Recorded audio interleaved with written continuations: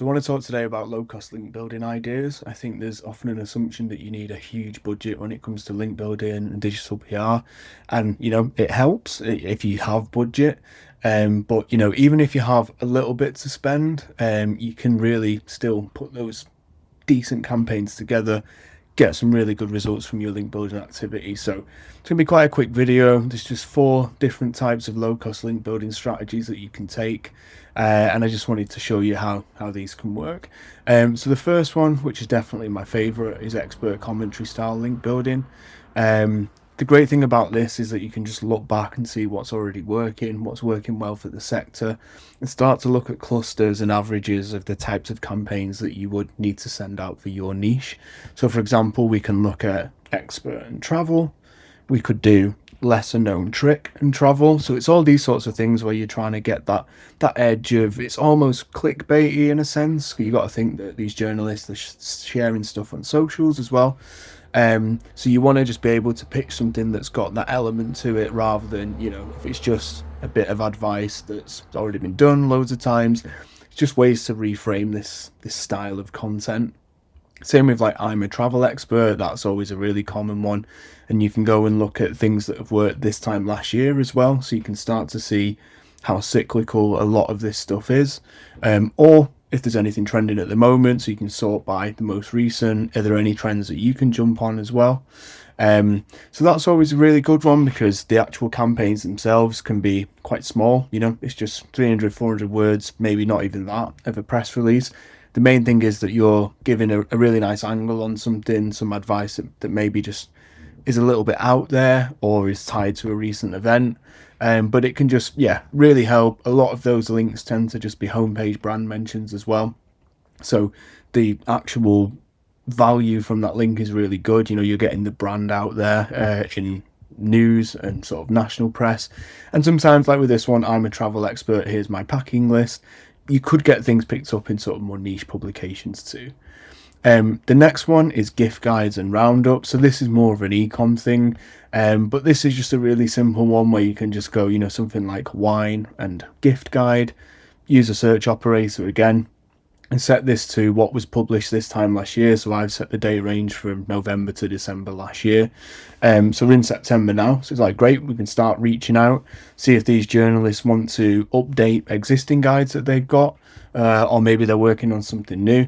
So for example, this one here, and then we can just go into Hunter, find their address, or you can use a tool like Journal Finder, paste all of the articles in. That obviously costs a bit more, but it can speed up the process. But yeah, if you've got a product and you're in these sorts of sectors where there's always gift guides for different times of year, then just taking that manual approach does take a little bit longer, but you can get some really good results from it. So next one is reactive campaigns, where you're just responding to something that's quite topical. So you can sort of plan these. You could think about the types of topics that you would try to tie in to your client as it's happening, or to your website. But it's always really interesting to see the type of things that you can comment on. And I quite like to monitor like Instagram, TikTok and Twitter, just to see the type of things that people are talking about as well. So like, rather than waiting for the news to pick up on certain elements, if people are talking about say Kendrick Lamar with his bell-bottom jeans at the Super Bowl, if I've got a fashion client, I'm like, right, okay, let's see how we can tie a commentary into bell-bottom jeans. And that's what I was looking at. We can see Super Bowl was here. Search terms for bell bottoms in the US massively spiked around the time of Kendrick Lamar at the Super Bowl. So those type of things, really, where you can't necessarily preempt what it is you'll be commenting on, but you can start to put a bit of a hit list together. And you can also set up something with like, if this then that. So if journalists are tweeting about certain things or certain topics related to Super Bowl or anything, you get that added to a Slack channel, get it sent to your email, and then you can start to put together those opportunities. But it does help if you start to get those ideas before a big event or something that's going on, just so you know what you can be jumping on when it inevitably happens. And the final one is publisher outreach, more traditional guest posting and blogger outreach. It does still really work. You just got to be quite careful about who you're outreaching to and how you're going about finding these sites. So not necessarily just taking them off lists that get sent to you by link builders. One of the things that I like to do is look for larger sites within a niche and work backwards from who they're getting links from, and then who those bloggers are linking out to as well.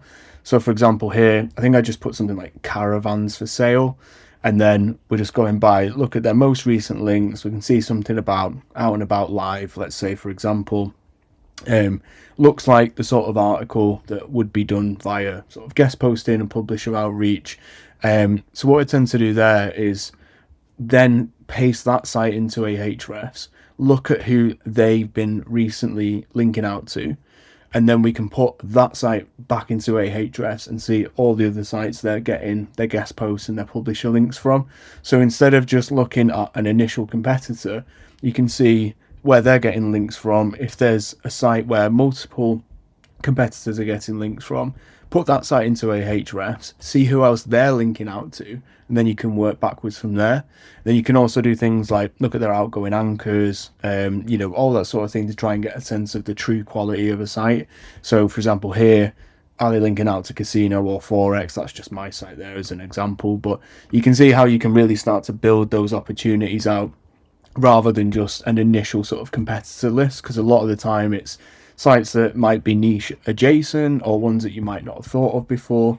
But yeah, you can find really good outreach opportunities from that. So hopefully that's given you some ideas on how you can still do link building if you don't have a huge budget. There's loads of other approaches you can take as well, but these are just my 4 favorites when it comes to putting together more of a quick win approach to link building. Any questions, drop me a comment. I'll see you in the next video.